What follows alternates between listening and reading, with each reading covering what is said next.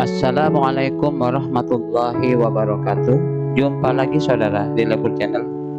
Kali ini Lebur Channel akan mereview tentang tasawuf atau sufisme yang berkembang dari zaman ke zaman. Dan tasawuf atau sufisme mengalami perkembangan beberapa periode sejak awal tumbuhnya hingga keadaan dewasa ini. Berikut ini ulasan singkatnya. Tasawuf atau sufisme ada 3 periode. Periode pertama abad 1 dan 2 Hijriah.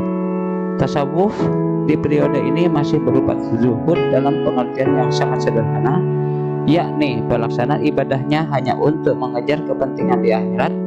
Mereka antara lain Al-Hasan Basri wafat 110 Hijriah dan Rabi'atul Ad-Dawiyah wafat 185 Hijriah. Assalamualaikum warahmatullahi wabarakatuh. Jumpa lagi saudara di Lebur Channel.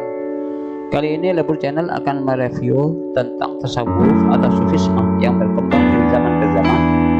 Dan tasawuf atau sufisme mengalami perkembangan beberapa periode sejak awal tumbuhnya hingga keadaan dewasa ini. Berikut ini ulasan singkatnya. Tasawuf atau sufisme ada 3 periode. Periode pertama abad 1 dan 2 Hijriah. Tasawuf di periode ini masih berupa zuhud dalam pengertian yang sangat sederhana, yakni pelaksanaan ibadahnya hanya untuk mengejar kepentingan di akhirat. Mereka antara lain Al-Hasan Basri wafat 110 Hijriah dan Rabi'atul Ad-Dawiyah wafat 185 Hijriah.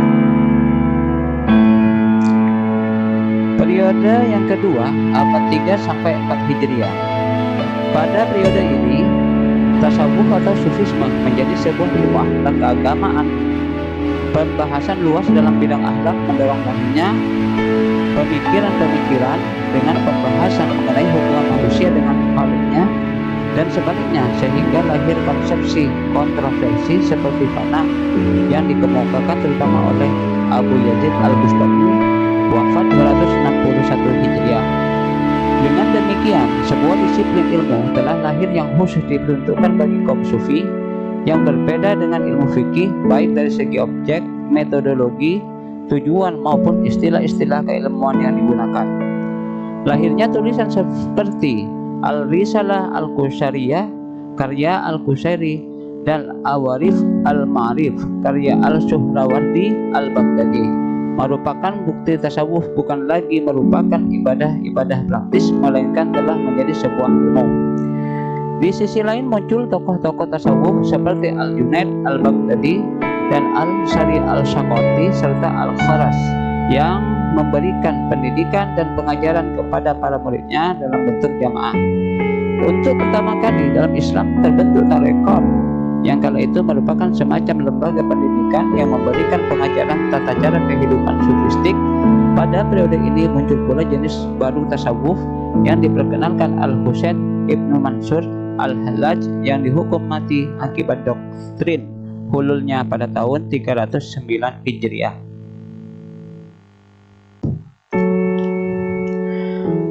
Periode ketiga abad ke-5 Hijriah. Pada abad ini lahir seorang pemikir besar Islam, yakni Al-Ghazali, yang menentang jenis-jenis tasawuf yang menyimpang dari Al-Quran dan Sunnah. Beliau berupaya mengembalikan tasawuf kepada keadaannya semula sebagai jalan hidup zuhud, pendidikan jiwa dan pembentukan akhlak, dan kemudian menancapkan dasar-dasar yang kukuh bagi tasawuf yang lebih moderat dan sesuai dengan garis pemikiran teologis Ahlus Sunnah wal Jamaah. Pandangan Imam Ghazali yang lurus dan praktis itu kemudian menyebar pesat di dunia Islam, melahirkan tokoh-tokoh sufi terkemuka yang membantu tarekat untuk mendidik murid-muridnya. Sebut saja misalnya Syekh Ahmad Rifai dan Syekh Abdul Qadir Jalani yang sangat terpengaruh oleh garis tasawuf Imam Ghazali. Dalam kajian sejarah mencatat bahwa tasawuf mengalami kemunduran baru dimulai pada abad ke-8 Hijriah karena mereka yang berkecimpung di dunia tasawuf terbatas kegiatannya pada komentar atau meringkas buku-buku yang dikarang oleh sufi terdahulu, kemudian memfokuskan perhatian pada aspek-aspek praktek formal sehingga semakin jauh dari substansinya.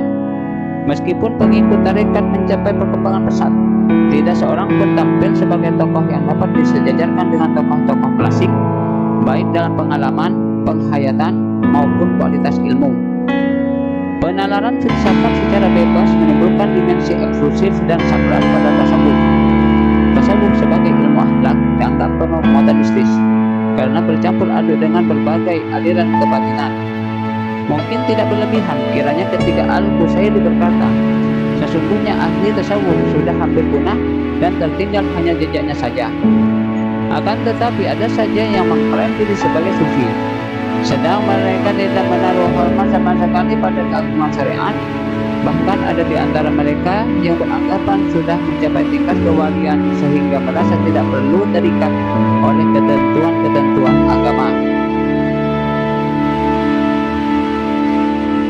Demikian saudara, ulasan singkat tentang tasawuf atau sufisme. Semoga bermanfaat dan menambah ilmu pengetahuan tentang tasawuf atau sufisme. Jangan lupa saudaraku untuk selalu mendukung channel ini dengan cara di-subscribe, like, komen, agar kalian semua selalu mendapatkan video terbaru dari Lebur Channel. Wassalamualaikum warahmatullahi wabarakatuh.